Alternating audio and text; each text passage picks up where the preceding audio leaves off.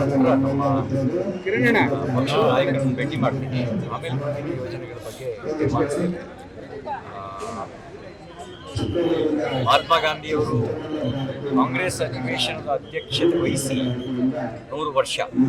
ಬೆಳಗಾಂನಲ್ಲಿ 1924ರಲ್ಲಿ ಅಧಿವೇಶನ ನಡೆದಿತ್ತು. 34ನೇ ಅಧಿವೇಶನ. ಗಾಂಧಿ ಕಾಂಗ್ರೆಸ್ ಇರುವುದಿಲ್ಲ, ಈಗಿರೋದು ಕರ್ನಾಟಕದ ಗೂಂಡಾ ಕಾಂಗ್ರೆಸ್. ಗಾಂಧಿಯ ತತ್ವಗಳು ಕೂಡ ಇವತ್ತಿನ ಕಾಂಗ್ರೆಸ್ನಲ್ಲಿ ಇರೋದಿಲ್ಲ. ಗಾಂಧಿ ಪ್ರಾಮಾಣಿಕರಾಗಿದ್ದರೆ ಇಲ್ಲಿರೋರು ಭ್ರಷ್ಟಾಚಾರಿಗಳು. ಆಯಕಟ್ಟಿನ ಹುದ್ದೆಗಳಿಗೂ ಹರಾಜು ಹಾಕ್ತಾ ಇದ್ದಾರೆ, ರೇಟ್ ಫಿಕ್ಸ್ ಮಾಡಿದ್ದಾರೆ. ಬೆಂಗಳೂರಿನಲ್ಲಂತೂ ಅಡಿಗೆ 100 ರೂಪಾಯಿ ಕೊಡದೇ ಇದ್ರೆ, ಒಂದು ಅಡಿಗೆ 100 ರೂಪಾಯಿ ಲಂಚ ಕೊಡದೇ ಇದ್ರೆ ನಿಮ್ಮ ಪ್ಲಾನೇ ಸ್ಯಾಂಕ್ಷನ್ ಆಗಲ್ಲ. ಇದು ಬೆಂಗಳೂರಿನ ಸ್ಥಿತಿ. ಗಾಂಧಿ ಅಹಿಂಸೆಯ ಸತ್ಯಾಗ್ರಹ ಮಾಡಿದ್ರೆ ಇವರು ಡಿಜೆ ಹಳ್ಳಿ ಕೆಜೆ ಹಳ್ಳಿ ಊರಿಗೆ ಬೆಂಕಿ ಹಾಕಿದವರಿಗೆ,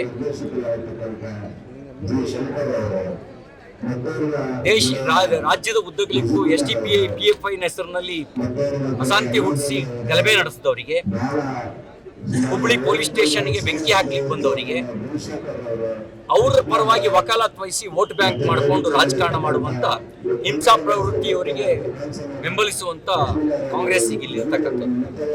ಆ ಗಾಂಧಿ ಸತ್ಯದ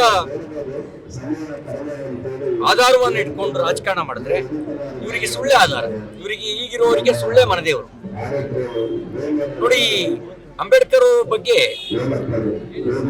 ಅಮಿತ್ ಶಾ ಅವರು ಹೇಳಿದ್ದು ಕಾಂಗ್ರೆಸ್ ಮಾಡಿದ ವಂಚನೆ ಮತ್ತು ಅನ್ಯಾಯದ ಬಗ್ಗೆ, ಕಾಂಗ್ರೆಸ್ ಅಂಬೇಡ್ಕರ್ ಅವರನ್ನು ಸೋಲಿಸಿದ ಬಗ್ಗೆ. ಆದ್ರೆ ಹೇಗೆ ತಿರುಚಿ ಅಂಬೇಡ್ಕರ್ ಅವರಿಗೆ ಅಪಮಾನ ಮಾಡಿದ್ದು ಅಂತ ಅಪಮಾನ ಮಾಡಿದ್ದು ಕಾಂಗ್ರೆಸ್. ಅಂಬೇಡ್ಕರ್ ಅವರಿಗೆ ಸೋಲಿಸಿದ್ದು 2 ಬಾರಿ ಚುನಾವಣೆ ಸೋಲಿಸಿದ್ದು ಕಾಂಗ್ರೆಸ್. ಸತ್ತಾಗ 6-3 ಅಡಿ ಜಾಗ ಕೊಡದೇ ಇದ್ದು ಕಾಂಗ್ರೆಸ್. ಅವರು ವಿಮಾನದ ಬಾಡಿಗೆನೂ ಕಟ್ಟಿಸ್ಕೊಂಡಿದ್ದು ಕಾಂಗ್ರೆಸ್ ಸಭಾ ಸಾಗಣೆ ಮಾಡೋ ಸಂದರ್ಭದಲ್ಲಿ. ಅಷ್ಟು ಮಾತ್ರ ಅಲ್ಲ, ಭಾರತ ರತ್ನವನ್ನು ಕೊಡದೆ ಅಪಮಾನ ಮಾಡಿದ್ದು ಕಾಂಗ್ರೆಸ್. ಆದ್ರೆ ಈಗ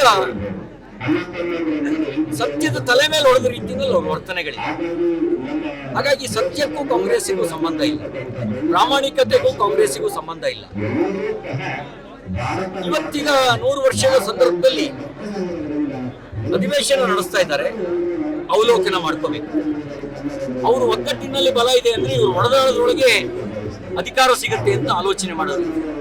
ಅವರು ಒಗ್ಗಟ್ಟಿನ ಮಂತ್ರವನ್ನ ಜಪಿಸಿದ್ರೆ, ಇವರು ಹೊಡೆದಾಡಿದ್ರೆ ಅಧಿಕಾರ ಸಿಗುತ್ತೆ ಅಂತ ಯೋಚನೆ ಮಾಡುವಂತ ಬ್ರಿಟಿಷರ ಕುಟಿಲ ನೀತಿಯನ್ನು ಹಿಡಿದುಕೊಂಡಿರ್ತಕ್ಕಂಥದ್ದು ಈಗಿರ್ತಕ್ಕಂಥದ್ದು. ಅವಲೋಕನ ಆದ್ರೆ, ಆತ್ಮಾವಲೋಕನ ಆದ್ರೆ ಆಗ ಗಾಂಧಿಯ ಸ್ಮರಣೆ ಮಾಡೋದಕ್ಕೆ ಏನಾದ್ರೂ ಸ್ವಲ್ಪ ಲಾಭ ಆದೀತು.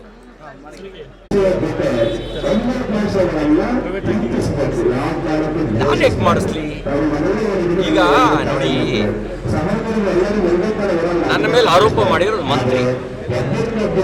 FSL ರಿಪೋರ್ಟ್ ಬರೋಕ್ಕಿಂತ ಮುಂಚೆನೆ ನನ್ನನ್ನು ಅರೆಸ್ಟ್ ಮಾಡಿಸಿದ್ರು ಇಲ್ವೋ? FSL ರಿಪೋರ್ಟ್ ಬಂದ್ಮೇಲೆ ನನ್ನ ಅರೆಸ್ಟ್ ಮಾಡಿದ್ರ? ನನ್ನ ಅರೆಸ್ಟ್ ಮಾಡೋದಕ್ಕೆ ಕಾಣದ ಕೈಗಳು ಕೆಲಸ ಮಾಡ್ತೀವಲ್ಲ, ಅದೇ ಕಾಣದ ಕೈಗಳು ನಾಳೆ FSL ರಿಪೋರ್ಟ್ ಕೆಲಸ ಮಾಡ್ಬೋದು, CID ತನಿಖೆ ಮೇಲೂ ಕೆಲಸ ಮಾಡ್ಬೋದು. ಪಕ್ಷದ ನಾಯಕರನ್ನು ಭೇಟಿ ಮಾಡ್ತೀನಿ. ಆಮೇಲೆ ಮುಂದಿನ ಯೋಜನೆಗಳ ಬಗ್ಗೆ ಮಾಡ್ತೇವೆ. ಮಹಾತ್ಮ ಗಾಂಧಿಯವರು ಕಾಂಗ್ರೆಸ್ ಅಧಿವೇಶನದ ಅಧ್ಯಕ್ಷತೆ ವಹಿಸಿ 100 ವರ್ಷ. ಬೆಳಗಾಂನಲ್ಲಿ 1924ರಲ್ಲಿ ಅಧಿವೇಶನ ನಡೆದಿತ್ತು. 34ನೇ ಅಧಿವೇಶನ. ಗಾಂಧಿ ಕಾಂಗ್ರೆಸ್ ಇರುವುದಿಲ್ಲ, ಈಗಿರೋದು ಕರ್ನಾಟಕದ ಗೂಂಡಾ ಕಾಂಗ್ರೆಸ್. ಗಾಂಧಿಯ ತತ್ವಗಳು ಕೂಡ ಇವತ್ತಿನ ಕಾಂಗ್ರೆಸ್ನಲ್ಲಿ ಇರೋದಿಲ್ಲ. ಗಾಂಧಿ ಪ್ರಾಮಾಣಿಕರಾಗಿದ್ದರೆ ಇಲ್ಲಿರೋರು ಭ್ರಷ್ಟಾಚಾರಿಗಳು. ಆಯಕಟ್ಟಿನ ಹುದ್ದೆಗಳಿಗೂ ಹರಾಜು ಹಾಕ್ತಾ ಇದ್ದಾರೆ, ರೇಟ್ ಫಿಕ್ಸ್ ಮಾಡಿದ್ದಾರೆ. ಬೆಂಗಳೂರಿನಲ್ಲಂತೂ ಅಡಿಗೆ 100 ರೂಪಾಯಿ ಕೊಡದೇ ಇದ್ದರೆ 1 ಅಡಿಗೆ 100 ರೂಪಾಯಿಗೆ ಲಂಚ ಕೊಡದೇ ಇದ್ದರೆ ನಿಮ್ಮ ಪ್ಲಾನೇ ಸ್ಯಾಂಕ್ಷನ್ ಆಗಲ್ಲ. ಇದು ಬೆಂಗಳೂರಿನ ಸ್ಥಿತಿ. ಗಾಂಧಿ ಅಹಿಂಸೆಯ ಸತ್ಯಾಗ್ರಹ ಮಾಡಿದ್ರೆ ಇವರು DJ ಹಳ್ಳಿ KJ ಹಳ್ಳಿ ಊರಿಗೆ ಬೆಂಕಿ ಹಾಕಿದವರಿಗೆ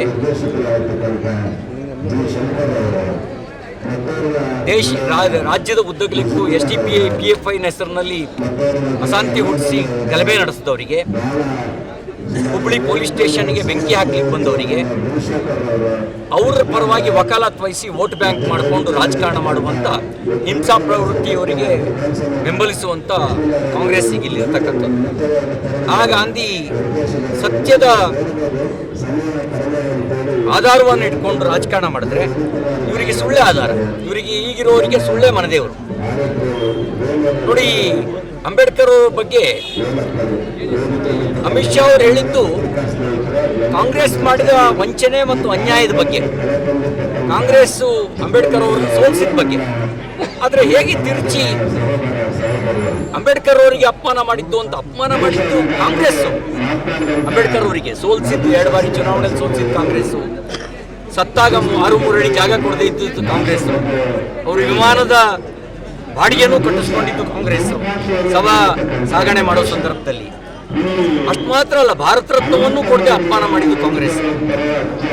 ಆದರೆ ಈಗ ಸತ್ಯದ ತಲೆ ಮೇಲೆ ಹೊಡೆದ ರೀತಿಯಲ್ಲಿ ಅವ್ರ ವರ್ತನೆಗಳಿವೆ. ಹಾಗಾಗಿ ಸತ್ಯಕ್ಕೂ ಕಾಂಗ್ರೆಸ್ಸಿಗೂ ಸಂಬಂಧ ಇಲ್ಲ, ಪ್ರಾಮಾಣಿಕತೆಗೂ ಕಾಂಗ್ರೆಸ್ಸಿಗೂ ಸಂಬಂಧ ಇಲ್ಲ. ಇವತ್ತೀಗ 100 ವರ್ಷದ ಸಂದರ್ಭದಲ್ಲಿ ಅಧಿವೇಶನ ನಡೆಸ್ತಾ ಇದ್ದಾರೆ, ಅವಲೋಕನ ಮಾಡ್ಕೋಬೇಕು. ಅವರು ಒಗ್ಗಟ್ಟಿನಲ್ಲಿ ಬಲ ಇದೆ ಅಂದರೆ ಇವರು ಹೊಡೆದಾಡದ್ರೊಳಗೆ ಅಧಿಕಾರ ಸಿಗುತ್ತೆ ಅಂತ ಆಲೋಚನೆ ಮಾಡೋದು. ಅವರು ಒಗ್ಗಟ್ಟಿನ ಮಂತ್ರವನ್ನು ಜಪಿಸಿದ್ರೆ, ಇವರು ಹೊಡೆದಾಡಿದ್ರೆ